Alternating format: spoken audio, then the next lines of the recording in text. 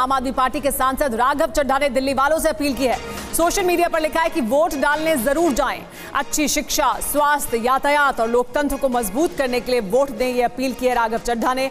गर्मी बहुत है लेकिन इसके चलते वोट देने से ना चूकें, ये अपील आम आदमी पार्टी के नेता राघव चड्ढा द्वारा। तो लगातार हर तरफ से अपील भी की जा रही है लोगों से। जाहिर सी बात है गर्मी है, इसी वजह से सुबह से ही हम कतारें भी देख रहे हैं, लोग बड़ी संख्या में मतदान केंद्रों पर पहुंच रहे हैं। और इस बीच राघव चड्ढा की तरफ से भी अपील की गई है कि लोग बाहर निकलें बड़ी संख्या में और मतदान करें। गर्मी की वजह से ऐसा ना करें कि वोट डालने ना जाएं।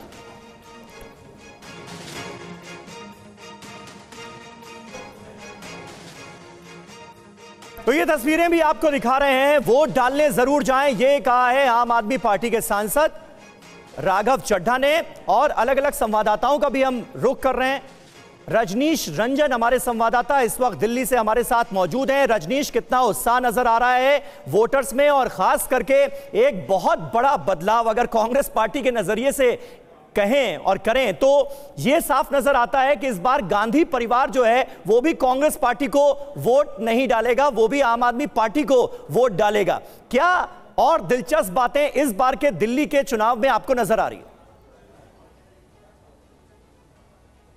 बिल्कुल, देखिए, सबसे पहले तो आपको बता दूं कि लुटियंस दिल्ली का बहुत हाई प्रोफाइल ये पोलिंग स्टेशन है। थोड़ी देर में प्रियंका गांधी यहां पर आएंगी, उनके दोनों बच्चों के साथ यहां पर वोट देने आएंगी। हालांकि रॉबर्ट वाड्रा किसी दूसरे पोलिंग स्टेशन पर जाएंगे, तो तमाम लोग इंतजार कर रहे हैं प्रियंका गांधी यहां पर आएंगी, अपना वोट देंगी। निश्चित तौर पर जो आपने पूछा कि कांग्रेस पार्टी पहली बार, शायद उनके इतिहास में ये पहली ऐसी घटना होगी जब कांग्रेस के ही उम्मीदवार को नहीं बल्कि किसी दूसरे पार्टी के उम्मीदवार को वोट देगी। तो निश्चित तौर पर नई दिल्ली सीट जो है वो गठबंधन की सीट है और आम आदमी पार्टी यहां से चुनाव लड़ रही है। कांग्रेस पार्टी के लिए और आम आदमी पार्टी के लिए, दोनों के लिए आप कह सकते हैं कि दिल्ली में ये अस्तित्व की लड़ाई है, क्योंकि 2014 और 2019 के लोकसभा चुनाव में दोनों ही पार्टियों को कोई सफलता नहीं मिली थी और इसीलिए एक बड़ी चुनौती के साथ इन दोनों पार्टियों ने हाथ मिलाया और एक तरह से एक दूसरे का विरोध करते हुए भी वो लोकसभा का चुनाव साथ में लड़ रहे हैं। लेकिन ये चुनौती कितना कारगर साबित होगी, इस चुनौती से वो कितना पार पाएंगे, ये कहना बहुत मुश्किल है, क्योंकि 2019 में जाहिर सी बात है चुनौती दोनों तरफ से आप पर नजर बनी हुई है। जैसे ही यहाँ पर प्रियंका गांधी पहुंचेंगी वो तस्वीरें भी दिखाएंगे। लेकिन इस बीच आतिशी बात कर रही है मीडिया से, क्या कह रही है सुनते हैं। बैरिकेड्स को दूर लगाया जाए, बार बार वोटर्स की चेकिंग कराई जाए। अगर ऐसा होता है तो ये फ्री एंड फेयर इलेक्शंस का उल्लंघन होगा। तो हम ये उम्मीद करते हैं कि इलेक्शन कमीशन इसका संज्ञान लेगा और इलेक्शन कमीशन ऐसी किसी भी साजिश को जरूर रोकेगा। मैम, एलजी बोल रहे हैं कि ये तो झूठे आरोप है और जो आरोप लगाए हैं आम आदमी पार्टी ने, इस पर कार्रवाई वो करेंगे आगे। देखिए, आज पता चल जाएगा, आज पोलिंग का दिन है, दूध का दूध पानी का पानी हो जाएगा।